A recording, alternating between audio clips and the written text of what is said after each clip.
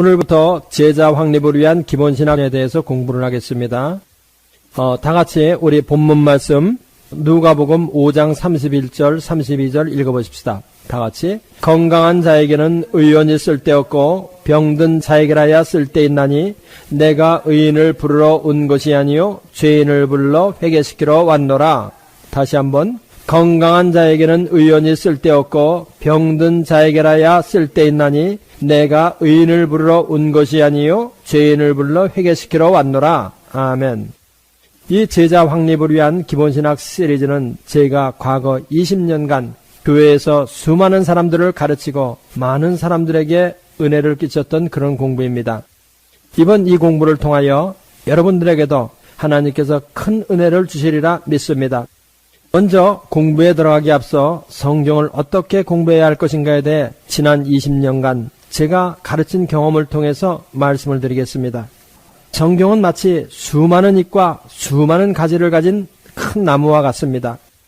그래서 성경을 공부하고자 하는 사람은 성경을 잎사귀부터 만져가면 전체를 다 만질 수도 없고 이해할 수도 없습니다. 그렇기 때문에 성경은 먼저 전체적으로 이해를 해야 합니다. 이 말은 먼저 뿌리를 만지고 그 다음에 줄기를 만지고 그 다음에 가지를 만지고 그 다음에 잎사귀를 만져야 한다고 하는 것입니다.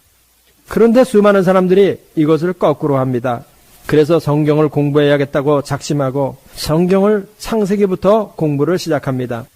그렇지만 전체적인 이해가 없기 때문에 금방 지루해져서 도중에 포기하고 맙니다. 일평생 이 일을 반복하는 사람이 많습니다. 일평생 성경을 옆에 끼고 다녀도 말씀이 주는 깊은 은혜 속에 들어가 보지도 못하는 사람이 너무나 많습니다. 그러면 성경을 전체적으로 이해하기 위한 뿌리, 줄기, 가지는 무엇입니까?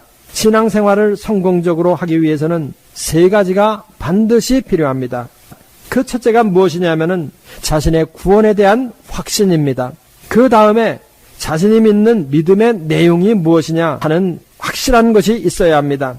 세 번째는 자신의 신앙을 실생활에 어댑트하는 적용입니다.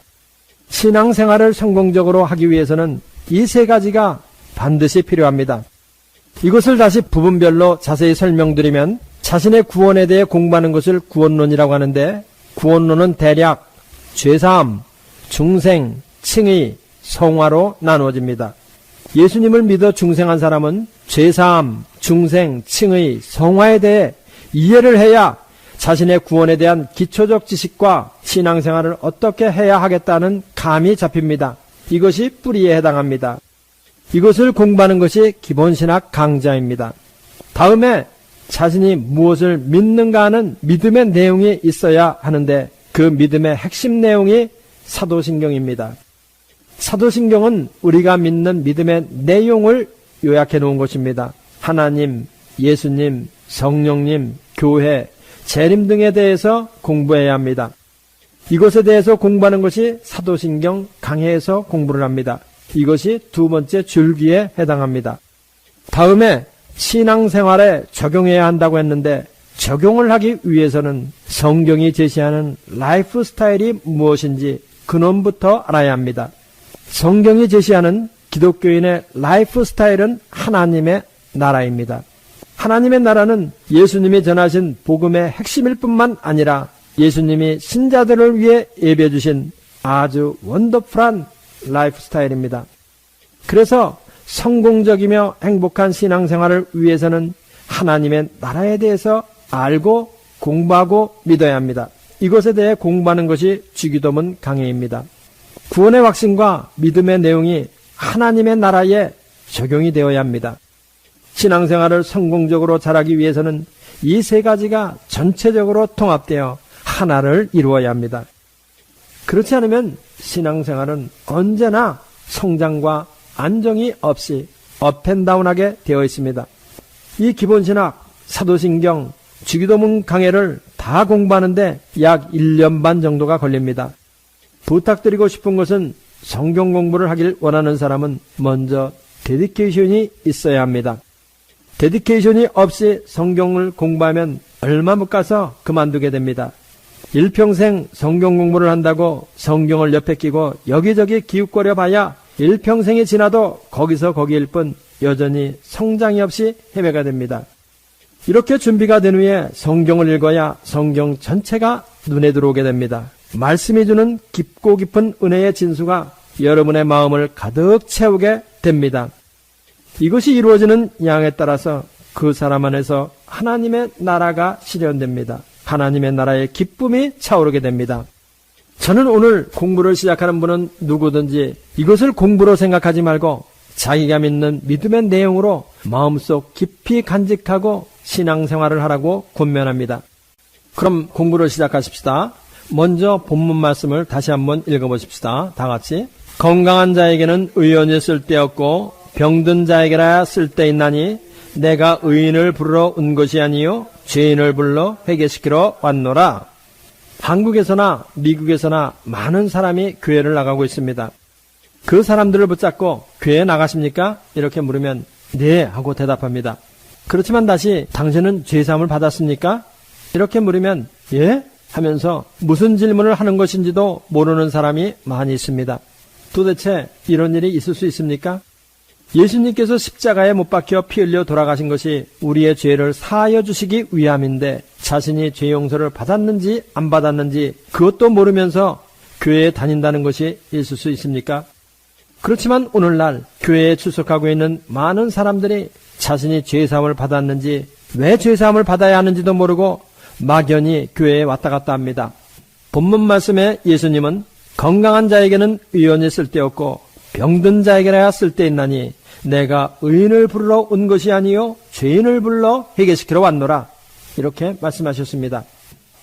자신이 병자인 것을 인정하지 않는 사람은 의사와 관계가 없는 것처럼 자신이 죄인임을 인정하지 않는 사람은 예수님과 관계가 없습니다. 10년을 교회에 다녀도 자신이 죄인이 아니고 의인이라고 믿는 사람은 예수님과 관계가 없습니다. 우리 디모데전서 1장 15절 읽어보십시다. 다 같이. mit보다 모든 사람이 받을 만한 이 말이여 그리스도 예수께서 죄인을 구원하시려고 세상에 임하셨다 하였도다. 죄인 중에 내가 괴순이라. 예수님께서 세상에 임하신 목적은 죄인을 구원하시려고 임하였다. 예수님은 죄인을 구원하시려고 오셨다고 말씀하십니다. 그러면 누가 죄인입니까? 로마서 3장 23절 우리 읽어보십시다. 모든 사람이 죄를 범하였음에 하나님의 영광에 이르지 못하더니. 아멘. 누가 죄인입니까? 모든 사람이 죄인입니다. 모든 사람이 다 죄인이다. 그러면 모든의 범위가 어디까지입니까? 지금 막 태어나는 어린아이부터 무덤 속에 들어가고 있는 노인까지 과거, 현재, 미래를 포함한 이 세상의 역사상 존재한 또 존재할 모든 인간이 다 죄인이라는 것입니다. 모든 인간이 다 죄를 범하였다고 하는 것입니다. 도대체 이런 일이 있을 수가 있습니까? 지금 태어난 어린아이가 죄를 범하였음에 하나님의 영광에 이르지 못한다는 것이, 이것은 하나님이 보시기에 모든 인간이 죄를 범하였다고 하는 것입니다. 하나님이 보시는 관점에서는 이 세상에 두 가지 종류의 관점밖에 없습니다. 하나는 아담 안에서 사람을 보시는 것이고 다른 하나는 예수님 안에서 보시는 것입니다. 하나님이 우리 인생을 아담 안에서 보시면 모두 죄인이고 예수님 안에서 우리를 보시면 우리는 의인이 되는 것입니다. 이 세상에 50억, 60억, 70억의 사람이 있지만은 하나님 입장에서 보기에는 오직 두 종류 사람만 있습니다. 하나는 아담에게 속한 사람, 다른 하나는 예수님께 속한 사람입니다. 그러면 아담 안에서 인간을 보신다는 것은 무슨 뜻이에요?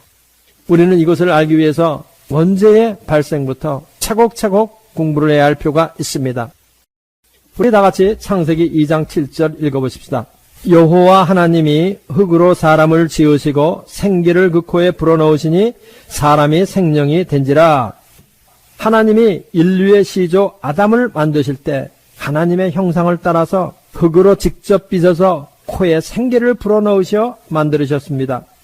다른 모든 피조물은 흙으로 그 종류대로 만드셨지만은 창세기 2장 19절에 있죠. 인간은 하나님이 말로 명령하시지를 않고 당신의 손으로 직접 빚으신 후에 코에 생기를 불어넣으셔 산 사람이 되게 하셨습니다. 여기서 중요한 것은 인간은 뭐로 돼 있다는 거예요? 대답해봐요. 인간의 두 구성 요소에 대해서 말씀해 보세요. 인간은 물질로 된 몸과 하나님께로 온 비물질인 영혼의 두 요소로 구성되어 있다는 것을 말하는 거예요. 이것을 마음속에 꼭 넣어두시기 바랍니다. 다음에 우리는 창세기 2장 8절로 9절을 읽어보십시다. 여호와 하나님이 동방의 에덴에 동산을 창설하시고 그 지으신 사람을 거기 두시고 여호와 하나님이 그 땅에서 보기에 아름답고 먹기에 좋은 나무가 나게 하시니 동산 가운데는 생명나무와 선악을 알게 하는 나무도 있더라.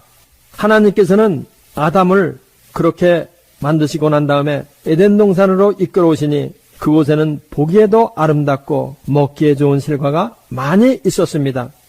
하나님이 아담이 살아가는 데 필요한 모든 것을 예배해 놓으셨기 때문에 아담은 하나님의 명령에 순종만 하면 되었습니다. 그런데 동산 중앙에는 선악을 알게 하는 나무와 생명나무도 있었습니다. 하나님이 아담에게 명령하시기를 동산에 있는 모든 실과는 임으로 먹되 동산 중앙에 있는 선악과는 먹지 말라. 내가 먹는 날에는 정령 죽으리라고 하셨습니다. 창세기 2장 16절로 17절 우리 읽어보십시다. 다같이 여호와 하나님이 그 사람에게 명하여 가라사대 동산 각종 나무의 실과는 내가 임으로 먹되 선악을 알게 하는 나무의 실과는 먹지 말라. 내가 먹는 날에는 정령 죽으리라 하시니라. 동산에 있는 모든 실과는 임으로 먹되 자유의지를 주신 것이죠. 동산 중앙에 있는 선악과는 먹지 말라. 내가 먹는 날에는 정령 죽으리라. 이렇게 명령을 하셨습니다. 이것이 최초의 율법입니다. 마음속에 넣어놓으세요. 최초의 율법이다. 그런데 사람들은 이런 질문을 많이 합니다. 하나님이 도대체 왜 이런 것을 동산에 만들어 놓으셨는가? 이것이 없었으면 더 좋았을 텐데. 이렇게 말하는 사람들이 많이 있습니다. 여러분들도 그런 생각해 보신 적 있죠? 하나님은 왜 이런 율법을 사람들에게 주셨어요? 한번 대답해 보세요. 다 생각해 봤을 테니까. 원죄에 대해 설명하는 이론이 미국의 보수신학계에 세 가지가 있습니다. 첫 번째는 카버넌트 티올로지. 이렇게 주장하는 사람들을 네오 칼비니스트 이렇게 부릅니다. 그 다음에 뉴 커버넌트 티올로지. 그 다음이 디스펜세이셔널 티올로지, 세대주의 이론입니다. 세대주의는 아담 시대에는 양심이 구원의 기준으로 제시되었다고 말합니다. 커버넌트 티올로지에서는 행위 언약을 주장합니다. 뉴 커버넌트 티올로지는 행위 언약을 인정하지 않습니다. 이 세 가지 이론의 전문적인 차이를 공부하고 싶은 분은 세 가지 학파편을 공부하시기 바랍니다. 또 로마서 강의 5장 12절을 공부해 보시기 바랍니다. 제가 텍스트에 링크를 만들어 놨습니다. 자, 우리 공부를 계속해 가십시다. 창조주 하나님은 그의 피조 세계를 무엇으로 다스려요? 하나님의 율법으로 다스리시죠. 그렇죠? 왕신 하나님께서는 사람을 지으신 후에 사람에게도 율법을 주시고 하나님의 권위 아래 있다는 표가 되게 하셨습니다. 이런 명령에 대한 불복종은 하나님의 권위에 도전하는 것이 되어 죽음으로 결과합니다. 하나님의 율법에 대한 불복종은 하나님의 권위에 도전하는 것이 되어서 죽음으로 결과한다는 거예요. 하나님의 이런 율법이 주어지고 난 다음에 사탄이 와서 시험을 합니다. 창세기 3장 1절로부터 5절까지 우리 다 같이 읽어보십시다. 창세기 3장 1절로 5절 다 같이.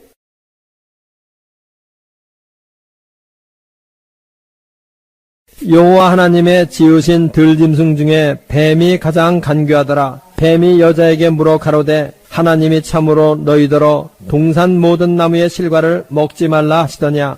여자가 뱀에게 말하되 동산 나무의 실과를 우리가 먹을 수 있으나 동산 중앙에 있는 나무의 실과는 하나님의 말씀에 너희는 먹지도 말고 만지지도 말라.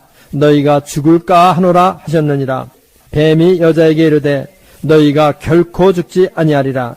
너희가 그것을 먹는 날에는 너희 눈이 밝아 하나님과 같이 되어 선악을 알 줄을 하나님이 아심이니라. 뱀이 와서 하와를 유혹하게 됩니다. 하나님은 먹는 날에는 정령 죽으리라 하셨는데 사탄은 뭐라고 얘기해요? 결코 죽지 아니하리라. 너희가 그것을 먹는 날에는 너희 눈이 밝아 하나님과 같이 되어 선악을 알 줄을 하나님이 아심이니라. 이렇게 유혹하니 이분은 자기도 따먹고 곁에 있던 아담에게도 줍니다. 이 구절에서 중요한 것은 무엇이냐면 창세기 3장 4절로 5절입니다. 다 같이 뱀이 여자에게 이르되 너희가 결코 죽지 아니하리라. 너희가 그것을 먹는 날에는 너희 눈이 밝아 하나님과 같이 되어 선악을 알 줄을 하나님이 아심이니라. 너희가 그것을 먹는 날에는 너희 눈이 밝아 하나님과 같이 되어 선악을 알 줄을 하나님이 아심이라. 하나님과 같이 된다. 세상에 이것처럼 달콤한 유혹이 없지요. 아담과 이브는 하나님의 말씀에 대한 믿음에 굳게 서서 뱀의 이 유혹의 말을 거부해야 됐는데 유혹에 빠짐으로 인해 불신앙에 빠져서 불순종의 죄를 짓게 되었다. 이렇게 불신앙에 의해서 유혹을 이기지 못하게 되자 무슨 일이 발생했는가 우리 한번 보십시다. 창세기 3장 6절로 7절 여자가 그 나무를 본즉 먹음직도 하고 보암직도 하고 지혜롭게 할 만큼 탐스럽기도 한 나무인지라. 여자가 그 실과를 따먹고 자기와 함께한 남편에게도 주매 그도 먹은지라. 이에 그들의 눈이 밝아 자기들의 몸이 벗은 줄 알고 무화과 나무 잎을 엮고 치마를 하였더라. 이것이 아담과 이브가 지은 최초의 죄 원죄입니다. 다음은 우리는 원죄의 처벌이 무엇이냐 하는 것에 대해서 알아야 할 필요가 있습니다. 우리 다같이 창세기 2장 16절로 17절을 읽어보십시다. 다같이 여호와 하나님이 그 사람에게 명하여 가라사대 동산 각종 나무의 실과는 네가 임의로 먹되 선악을 알게 하는 나무의 실과는 먹지 말라. 네가 먹는 날에는 정령 죽으리라 하시니라. 원죄의 처벌은 무엇이에요? 정령 죽으리라. 죽음인 것입니다. 죽음이 원죄의 처벌입니다.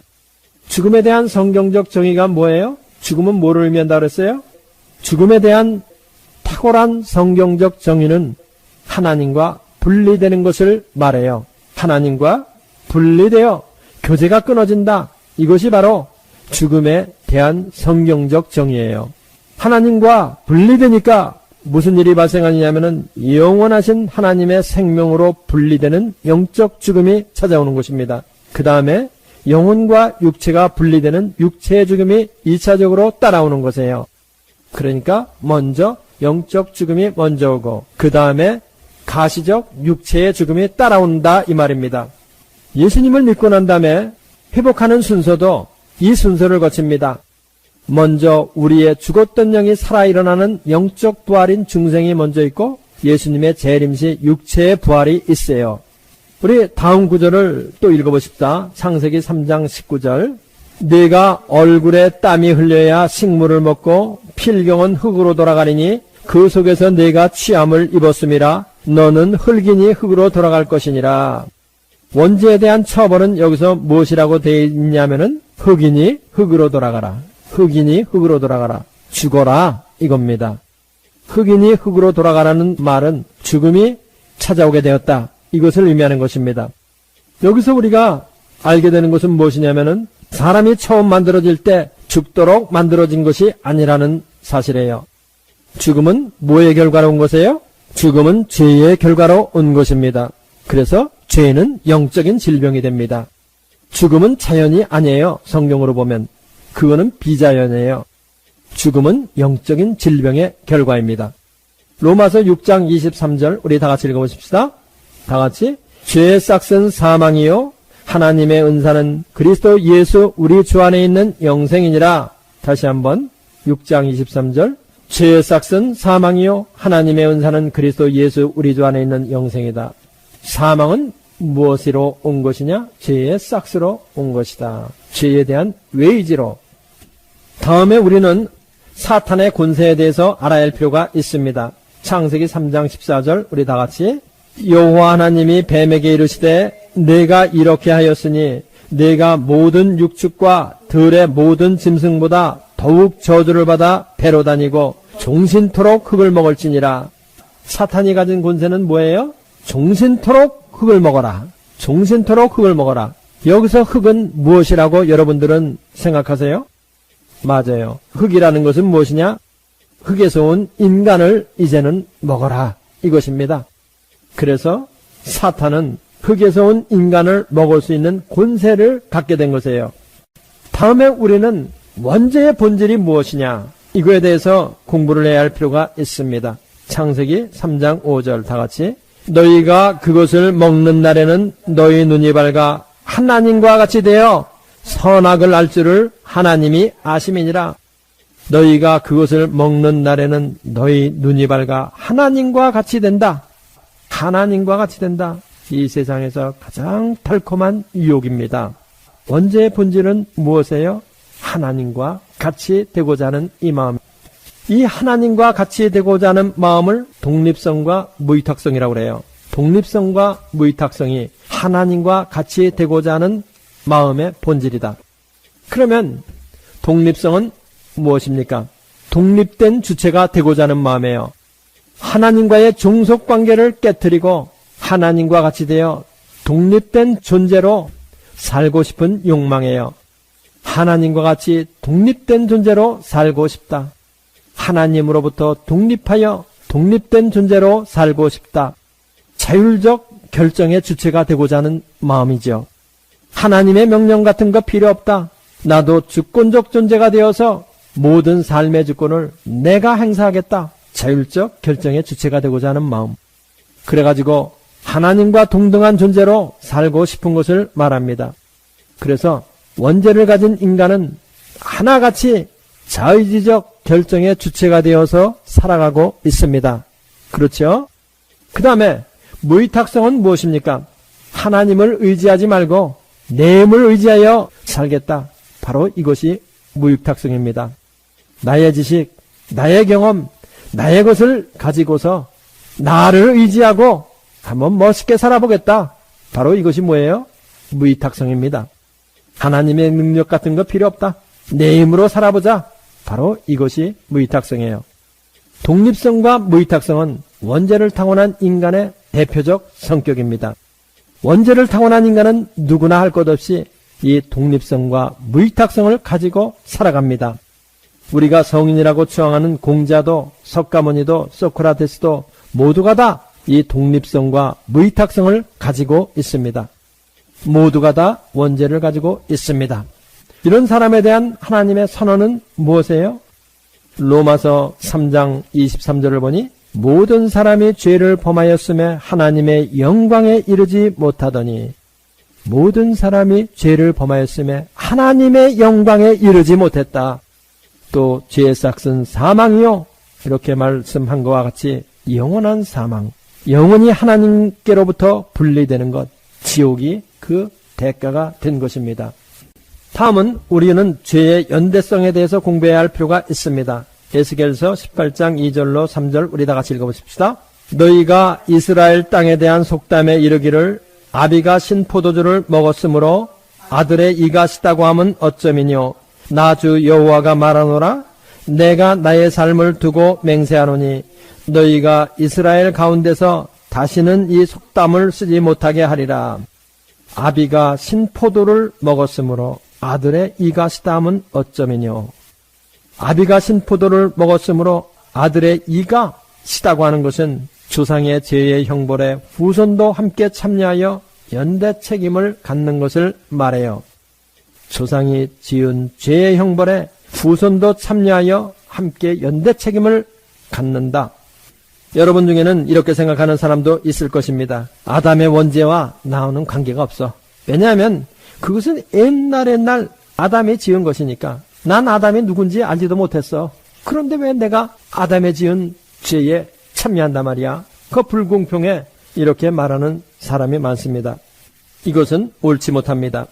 왜냐하면 이 세상에는 우리가 선택해서 되는 것이 아닌 많은 것이 있습니다. 내가 한국인이 된 것은 내가 선택해서 한국인이 된 것입니까? 김씨가 된 것은 내가 선택해서 김씨가 된 것입니까? 내가 김씨가 된 것은 김씨 집안에서 태어났기 때문에 내가 김씨이고, 내가 한국인이 된 것은 내가 한국인의 혈통을 받아 태어났기 때문에 한국인이 된 것입니다. 조상을 한 번도 본 적이 없다 해도 이유가 안 됩니다. 내가 한국인이 된 것은 내가 선택해서 한국인이 된 것이 아닙니다.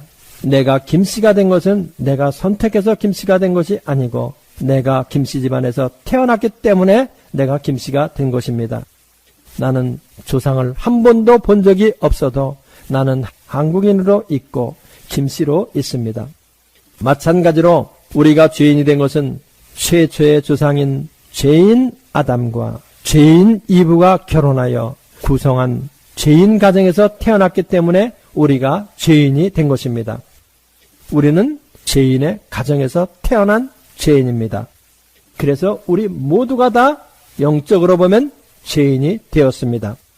우리는 이렇게 죄의 연대성을 가지고 있습니다. 그렇기 때문에 어떤 사람이 나는 죄인이 아니라고 목청이 터져라 외쳐봐도 그 사람은 그러다가 영원히 지옥에 갈 수밖에 없습니다. 여러분들에게 질문하겠습니다. 나는 죄인이 아닌데요. 난 죄인 아니에요. 이렇게 말하고 싶은 사람 한번 손 들어보세요. 있어요, 없어요? 이제부터는 원죄의 죄책의 전가에 대해서 공부를 해보십시다.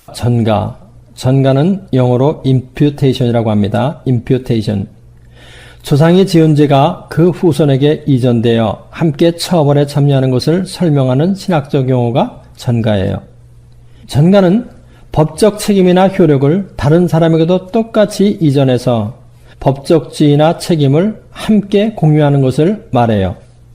전가에 의해서 아담이 죄를 지은 것이 아담의 후손도 함께 죄를 지은 것이 되고 전가에 의해서 아담의 죄의 처벌에 후손도 함께 참여하는 거예요. 사람들은 이런 생각을 많이 합니다. 그거 너무 불공평하다. 그렇지만 이렇게 생각할 필요는 없죠.